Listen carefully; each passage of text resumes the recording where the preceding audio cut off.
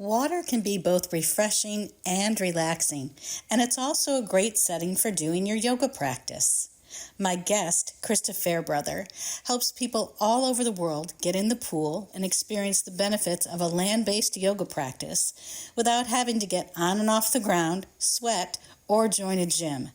And Shavasana allows you to literally float into bliss. Christa has so much expertise and wisdom to share with us, so let's get started. Welcome to the Youthful Older Yogi podcast. I'm MJ Waddell, your yogi host and founder of Share Yoga.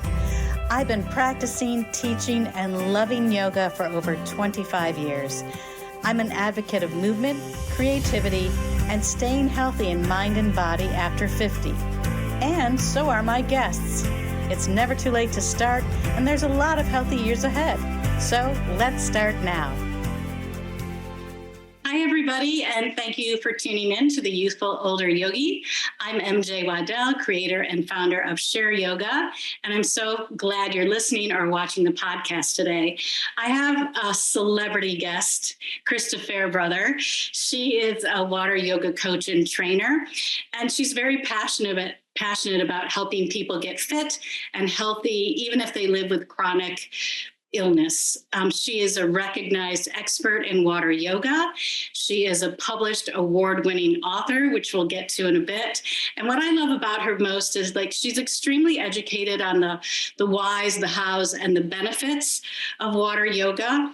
And even, if you have arthritis or an autoimmune challenge or chronic pain, water yoga is such a beautiful complement and lifestyle.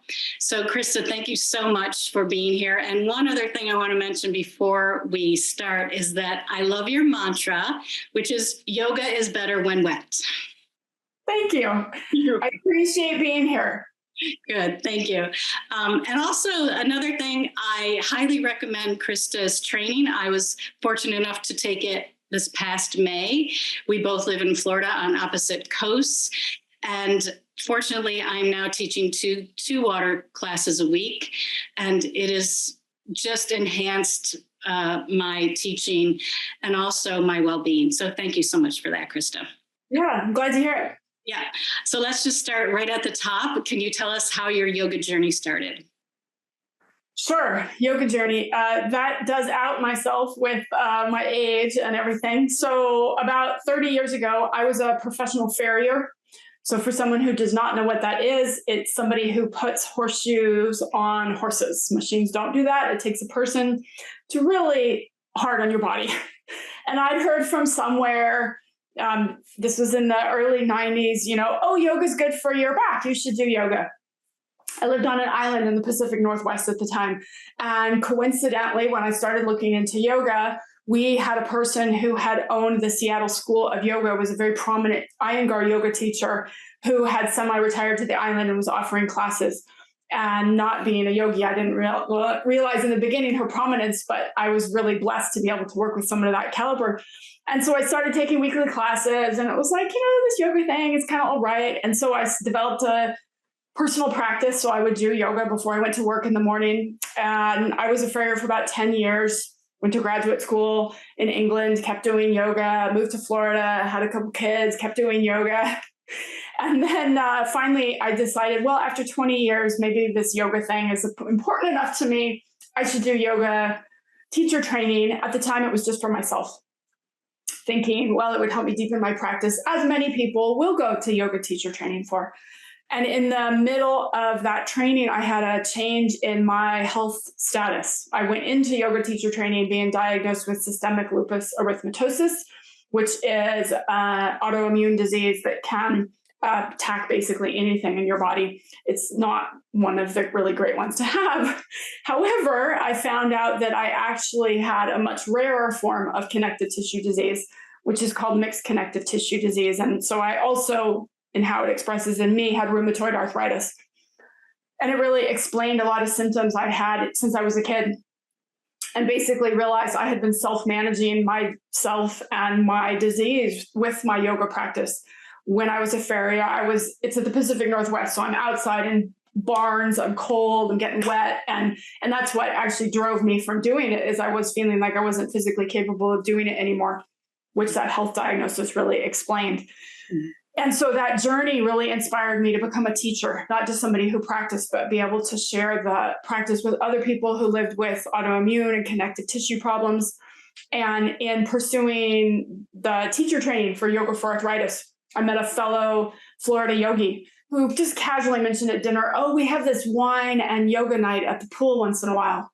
I was like, oh my God, why has no one told me about this? And so I immediately signed, like literally as soon as I could get internet access, signed up for water yoga teacher training. And I just absolutely loved it. And that became my passion. And that's really what I do professionally these days. That's great. I love it. Wine and yoga. All right, I'm there. Yeah, exactly. In the pool. No, it's not just wine and yoga. And in the pool. That's like the trifecta for sure. Right. Yoga, it's like, yeah, maybe. But in the pool, yeah, okay. Yeah. It's like a swim up bar. Perfect. Yes. And so so that started you off into the aqua fitness, that first party. And then did you just figure out on your own, or did you take aqua training as well for aqua fitness? Good question. So once I became an aqua yoga teacher, it really became apparent. It's like, okay, well, at this time you heard me say, I've already been doing yoga for 20 years fairly regularly. And it was like, I think I got this yoga thing kind of dialed in, but this is aquatics. There's a lot to this water stuff that I'm not aware of. And so I did get my aquatic exercise certification through the Aquatic Exercise Association, who are considered the gold standard internationally for that, as well as my aquatic therapy certificate with the Aquatic Therapy and Rehab Institute. Those two organizations were founded by the same person. During the pandemic, they reblended into the same organization, even though they had been separate for a long time. So the aquatic therapy, similar to the difference between yoga and yoga therapy, is it really customizes aquatic exercise more to the individual and deals with people who have more extensive health challenges than, say, traditional aquatic exercise. So I have all three certifications to be able to really to approach the discipline from what I feel is its true blended place. It's not just taking a yoga class and plunking it in the water. That doesn't really acknowledge the fact that we're in the water and the power of what water can do for us. Nor is it an aqua aerobics class where you're just, bouncing to the oldies in the pool, which both are great. I get flippant, but it's not that I don't love yoga or don't love aquatic exercise. Obviously, I do this all the time. I'm very passionate about it. But every discipline has its strengths and weaknesses. And did you notice right away when you were taking like your first aqua trainings, did you notice a difference physically from land yoga? Oh, yeah, good question. I did, yes. In pursuing yoga teacher training, I had the opportunity to train as an Iyengar teacher. I was invited to do that. And I had reached a point in my own practice where it was just like, this is just hurting. I can't. And this was before I knew it had the rheumatoid arthritis and so much joint damage. And it was just like, no, I just really can't do this anymore. And so putting my yoga practice in the water really gave me the ability to, I would say, find that comfort with my practice again, instead of pushing and striving all the time and really trying to make yoga look like something, not necessarily in a magazine, but in a predetermined form that meets a certain level of yoga. It allowed me to be able to say, this is really fun. I've got 360 degrees. I can get creative. I have 3 art degrees, so I'm a rather creative person. I can do something that feels good for me and take a little more ownership of it in that way, which I've, since gone on. I'm now an accessible yoga teacher as well, and gotten a little more passionate in that journey and teaching yoga for arthritis. I'm a mentor in the Yoga for Arthritis program, in working, and taking that training with Jivana for accessible yoga, and being a little more passionate about yoga can be a wide variety of things, and it can look like a great number of things, which I was not at that place when I started doing aqua yoga. So it really helped facilitate that journey. Yeah, that's great. I wanted to pop in to thank you for listening to the Youthful Older Yogi. It's season 2, and I'm so excited to bring you more great guests, education, and ways for you to stay youthful in mind and body after 50. If you love the show and want to help me make it even better, please consider becoming a supporter. You get to choose how much and how often you give, and there's no commitment. And remember, I donate a portion of every dollar I receive to charity. For 2024, I've chosen UNICEF. Just click the support button in the show notes. And just as helpful is sharing the show with other youthful older yogis. Thank you again so much for listening. And now let's get back to the podcast. And I also love the way you've incorporated the philosophy of yoga into your trainings.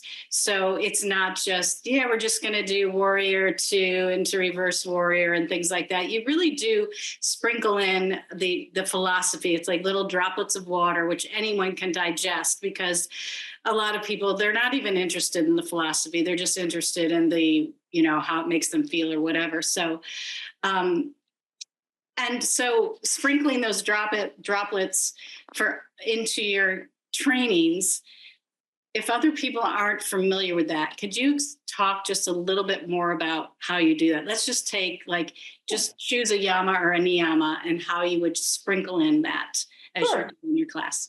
Yeah. So for those people who are unfamiliar with yoga and its full tenets, maybe they have been to a yoga class and it was all just movement, yoga is actually a much larger philosophy and lifestyle. It really is India's gift to the world that they have given us. And it's a multi-thousand-year-old discipline that has some foundational texts. And those foundational texts actually only mention one yoga posture, which is sitting down and meditating. And for anybody who's tried to sit down and meditate for more than about 15 minutes, it gets very uncomfortable very quickly. And so the physical aspect of yoga actually develops to make you better at sitting still and to help you develop that discipline of what happens when you sit still, not just physically, but what happens in your mind. And so if we really are trying to do yoga and honor the tradition of the practice and these tenets and these gifts that were given to us, we are trying to honor the full spectrum of that. So you spoke to one of the yamas or niyamas. Yoga is designed to have what they call 8 limbs in a land yoga class. I like to, because I'm in the water, call them waves. And part of the purpose of that, as well as if you've been to the beach, the waves don't stop. They don't come in any particular order. They just keep coming. There's a wave and there's a wave and there's a wave and there's a wave. Often when we go to a traditional land class, the limbs of yoga are doled out based on your ability levels. And so it can become a situation where it's perceived that you're not ready for something or you're not good enough for something yet. Instead of being able to say, well, the place I'm at, I need these tools of yoga, and these other tools are waiting for me when I'm ready for them, whether that's physically, mentally, or emotionally. And so that's a little bit of background, for example, of where these are coming from. So the yamas and niyamas would be the first and second wave. And I can give you the example of actually what I taught this week was we talked about the relationship between ahimsa and tapas. And ahimsa means non-harming, and tapas means traditionally discipline. I like to talk about it in the context of right effort. So I already shared my story where I had a little too much tapas. I was going into a yoga class and it was always push, push, push, push, push. Instead of saying, well, geez, is it appropriate for me to push here or is it not? We have another philosophy of yoga called svadhyaya, which is, I think, one of the most powerful parts of yoga, which is knowing yourself. And you can make the argument as I didn't know myself well enough between the physically what I needed, perhaps my diagnoses, what was going on with me. I was applying too much tapas, not enough ahimsa or non-harming.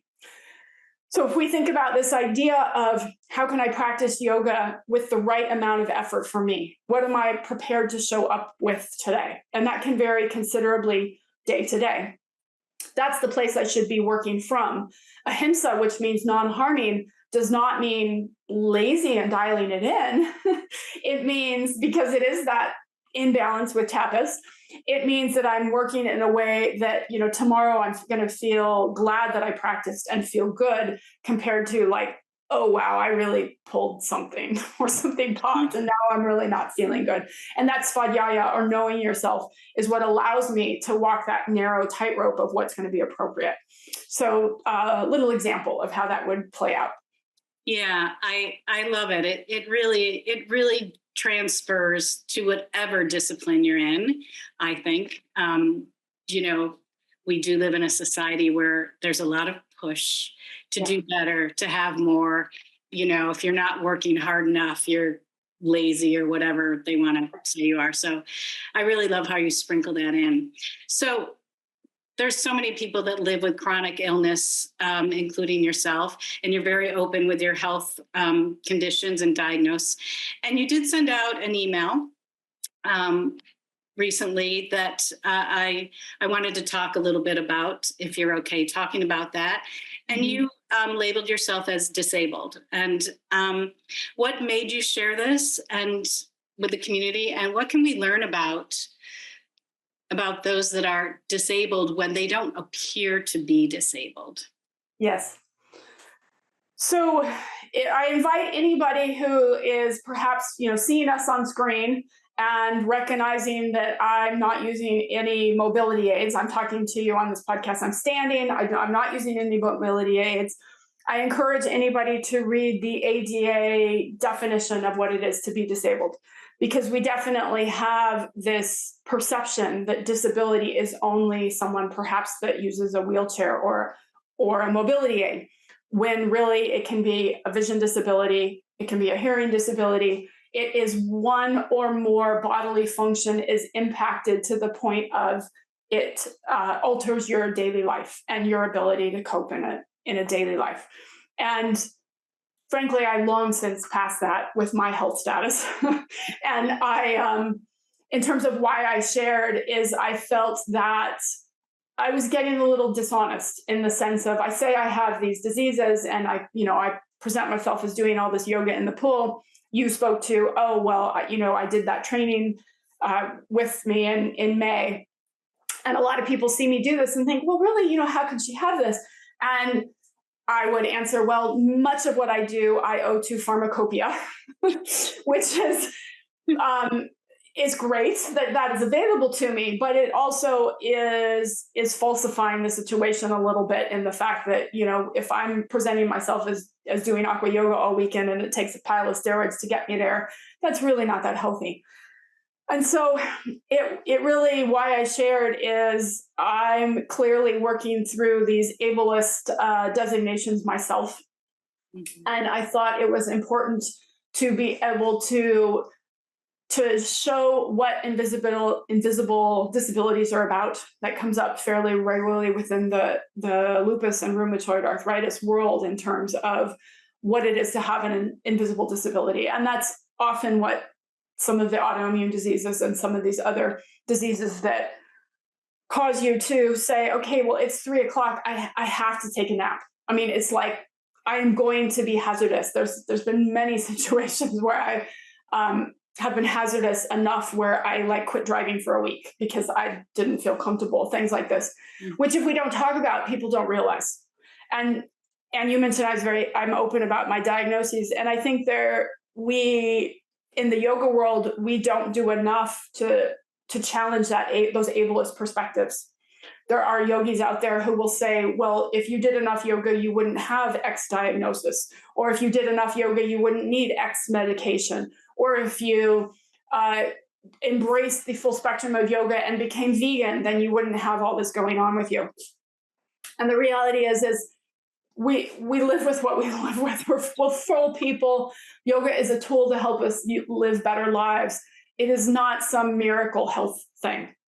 And some people see it as that. And if you live with an disability, and you're listening to this, you're raising your hand, you're like, oh my God, if I had $50 for every bit time I've been told that I should do yoga, as if it would cure whatever I have, I did not want to feed into that. and so there's a couple of reasons why it became that why it seemed the time to share, and why I did. Well, thank you for sharing and being honest about it. And I remember thinking that myself when I was younger and I first started it, that, oh my gosh, my life is so much better and I'm so much healthier, and it's all from yoga, which it's, yeah, a little bit. But now, I'm almost 65. I my practice is completely different. My sun salutation probably takes at least 90 seconds to 2 minutes to do a full sun salutation. And so, and I'm very open with my students about, I have some arthritis behind my knee. I've got some, things, and yoga won't fix that. Yoga can help to manage it along with other healthy lifestyle choices and things like that. So I think that is a lot of the belief for a lot of people, that might see yogis as these perfectly healthy people. You present yourself as a perfectly healthy person with lots of energy. And the 2-day training, it was go, go, go. And it was like, I was like, oh my gosh, I'm exhausted. She must be like really exhausted. So it's just important to bring up. And also, I think for people that have any type of condition or are thinking about doing yoga, the pool might be the first place to just dip your toe in. Would you say that's fair? Well, especially depending on what you have going on. So if you have any kind of condition that limits your mobility and or energy, it can really be your friend because the water is very buoyant, very forgiving. One of the biggest downsides of the water here in Florida, especially, is we've got the sun. We're blessed with so many outdoor pools, but we also have so much sun, and so that is one of the biggest barriers that I will often hear. That and access. We're in Florida. We have a lot of pools. Not necessarily all around the country has access to these pools. So what I, of course, tell people first thing is aqua yoga is wonderful. If you don't have access to it, find the kind of yoga that would work for you, whether that's chair yoga or restorative yoga. I would never say, oh, well, if you can't do aqua yoga, don't do yoga. That's not something I would believe in. But access can be an issue. And we have to be careful in terms of maybe perhaps even breathing conditions. I've heard people say, well, indoor pools, I get out of the sun, and then those chloramines that are in the air that we're breathing cause me to have respiratory issues. So there are some issues with it. But if it is a situation that is really going to be an aid for you, then absolutely. Things like fibromyalgia, which can, if you exercise and push yourself in such a way, you're actually going to feel worse. It can be great for that. Something like MS, where you tend to overheat any kind of exercise you do. Getting in the water keeps you cool. So there are certain conditions it can really be beneficial for. And then if you think about it from the perspective of, well, maybe I don't have a health condition, but what could it offer me? Is if you think about it of the perspective of, you're perhaps going to use new muscle groups, you're going to use new exercise, or do new exercises, you get some neuroplasticity. That idea of cross-training can be really valuable. So I think it has something to offer very diverse groups. It's just a matter of finding the right person to work with. And sadly, aqua yogis, we're like rainbow unicorns. We're really hard to find in the forest. So part of my mission is offering these trainings is to help us to become more available so that we're here to help all these people with all their different needs. Great. Well, I want to shift the topic a little bit to, you're a poet. Yes. Which, I was, doing research on you, and I came across some of your poems, and I was like, but specifically, and it's been your dream to always be a poet, correct? Yeah, when I was a little kid, if you would have asked me at 10, what are you going to be? I would have said a poet. And again, we're talking about our age. So in the 70s, I'm a little kid, and I would write out my poems, and I actually submitted them. There was that kids magazine called Cricket Magazine. If anybody listening might be like, oh my God, I got that. If you're, my age, yeah. I actually submitted poems to them as a little kid. So yes. Oh, that's so cool. And what's really even cooler is that you write poetry about chronic illness and women's issues, and your work, you're trying to represent the millions of people that deal with, chronic illness. and it's beautiful poetry, and it's been featured in many, many publications, and you've received awards. And so I asked you previously if you would be willing to read one of your poems. Yes. And I'll let you choose which one. There were so many that I read. I was like, and you make illness seem beautiful. It's like yeah, well, it's not beautiful, but it's not.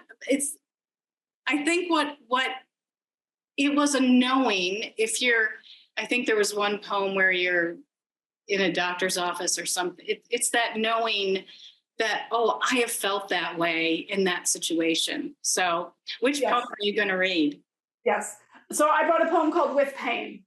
And to speak to what you were saying is, yes, I would hope that by reading the poems that you would feel seen. Because many poems, when we turn to poetry, weddings, funerals, when we are having big emotions and we need help with those, we often turn to poetry. And I find that there's just not the poetry for when we're having big emotions with the health issues. So what you spoke to, just like in the doctor's office. So I wrote a poem about infusions. I have a feeling that's the one you're speaking of. Yes, I think that's one. So this poem is called With Pain, and it's after and was inspired by a phrase from the great Audre Lorde. Speed as fast as you can, devour the miles, where soft land, dark sea meet. Never, ever look past the misty shoreline is how you evade it. The deep end of the pool where gravity upends, you settle weightless. Be calmed is how you succumb to it.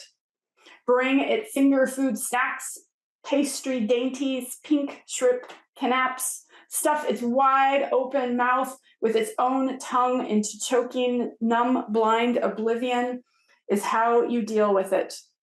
Chant, sing, scream, loud, rolling rumbles channeled from stars, wind, lightning, the universes, bathe bright lights that leave you cleansed. A moment's exaltation is how you transcend it. Thank you. Oh my gosh. And I'm going to have links with all your information in the show notes and things like that. But do you have your own book that's published of just your own poetry, or is it just in certain publications?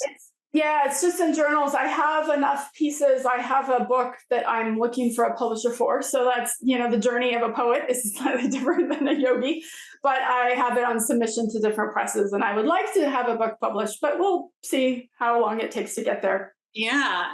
Well, it's beautiful. Thank you for sharing that. And you are a published award-winning author of several books. And I wondered, are you as disciplined in writing as you are in your health practices? I would say, as a true aqua yogi, I am seasonal about everything in my life. So summer is busy with work, and I do get less writing done. It's just the nature of life. And then fall through spring, I am able to get a lot more writing done. And when inspiration comes, do you immediately write it down, or what's your creative process? And when you... I am very much, I think I got this from being, multitasking all the time and being a parent. It's like, if I have an idea, it just goes in the notebook. Everything goes in the notebook. I don't have to sit down. It's not a failure if I don't write a poem a day. It's just whatever idea comes to me, it just goes in. And I am outing myself. I can be a little obsessive about things. So when I have an idea mulling around, it's like I can turn out a lot of notes on it in a couple days.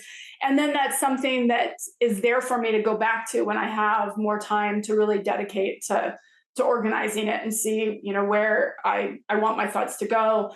I have done a couple residencies, and those are so wonderful because you get just so much dedicated time to put out a lot of work. So obviously when I take all the notebooks on the residencies, I can get a lot done, and I do what I can. It's there's no reason, I don't feel the reason to make the poetry some, slog that I have to beat myself up over. That ruins it. It's not something you get paid well enough to make that stressful. Yeah. Well, yoga, writing, I'm in theater, none of it pays, but it's like you choose your passion, right?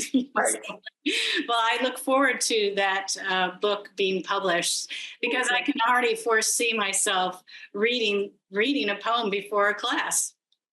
Yeah. You know, and so I'm manifesting that for you. Thank you. I appreciate it. You're welcome. And so currently, what is your favorite yoga pose in or out of the water? I've been doing a lot of pigeons lately. I part of my disease process manifests as one side of my body always gives me a lot more trouble than the other. And I have been feeling that I kind of haven't been getting in the outer hip a lot on the outer left side. So I've been doing a lot of pigeons. And people will ask, well, how do you do those in the water? So we don't sit down in aqua yoga, but we can make use of the pool wall. So we can do a standing pigeon pose at the pool wall. And that's how I access that. I love it. And when I'm teaching in the pool now, and you teach with noodles, you teach with several things, but basically more noodle.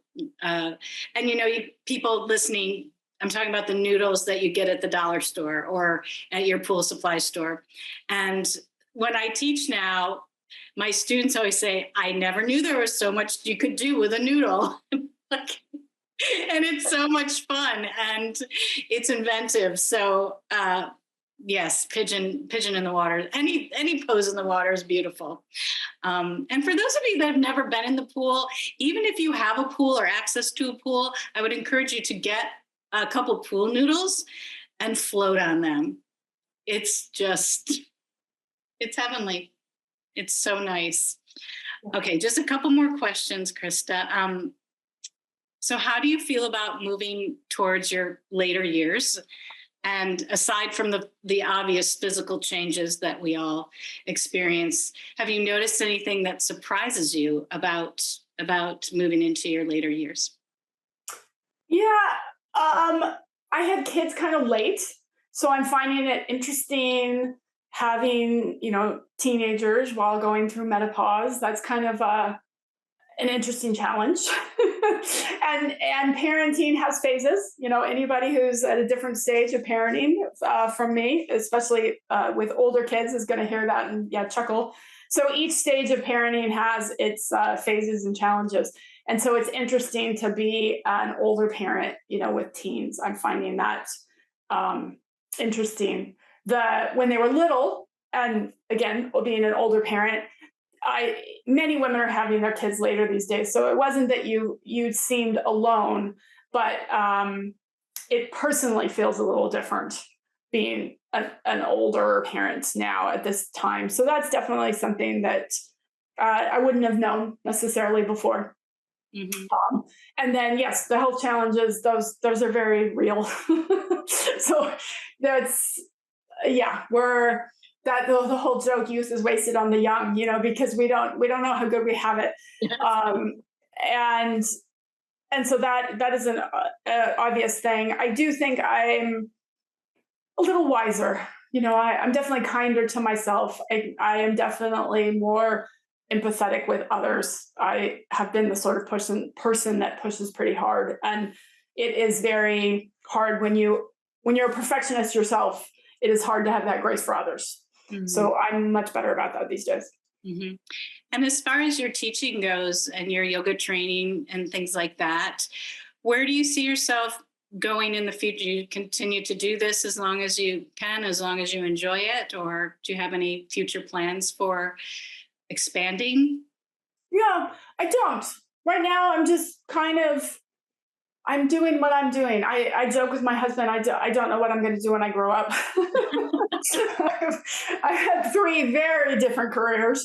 And this is what I do now, and I really enjoy it. And for now, it's working. I don't have any plans on going anywhere or doing anything different. And I assume I'll just do it till it doesn't work anymore. Awesome. Great. Okay. And this question I did not ask you previously. I ask of all my guests. Typically the question is, knowing all you've learned through your life and all your experiences, what would you tell your younger self? But I like to shift the question and ask, knowing all that you've learned now with all your life experiences, what would you like to tell your older self, your future self? My future self, keep climbing the stairs. Keep the knees. Keep the knees. You want to keep it to one set of knees. I joke with that with my clients, but you can't say that too many times. Love it. All right. Well, I want to thank you again for being a part of the Youthful Older Yogi, Christa. You are a wealth of experience and wisdom, and I'm just so fortunate that I've taken your training and fortunate that you've appeared on the podcast as my first celebrity guest. I wish you just the best in anything future. And again, everyone listening or watching, I'm going to put all of Christa's links where you can find her and where you can train online as well, right? You can. Yes. You don't have to be trained in person. Online is doable, even if you're right now it's summertime all over. But so think about it before it gets too cold up north. Anyway, So thank you again so much, Christa. Thank you for having me. I appreciate it. Thanks so much for listening. For more youthful and healthy information, subscribe on my website, shareyogawithmj.offeringtree.com, and receive my monthly newsletters. Or if you know how to navigate social media, find me on Facebook /Mary Jane Waddell. That's Jane with a Y, Jayne, and Instagram at Mary Jane Waddell. Remember, Jane with a Y. This podcast would not be possible without the help of my editor, Dan Jones from Cocoa Beach Productions. You can find Dan at cocoabeachweb.com. And of course, thanks to my generous guests who share their time and youthful wisdom. Remember, the Youthful Older Yogi podcast is presented solely for educational, inspirational, and entertainment purposes. It is not intended as a substitute for a physician or other qualified professionals. Okay, yogis, stay well, stay youthful, and keep sharing yoga.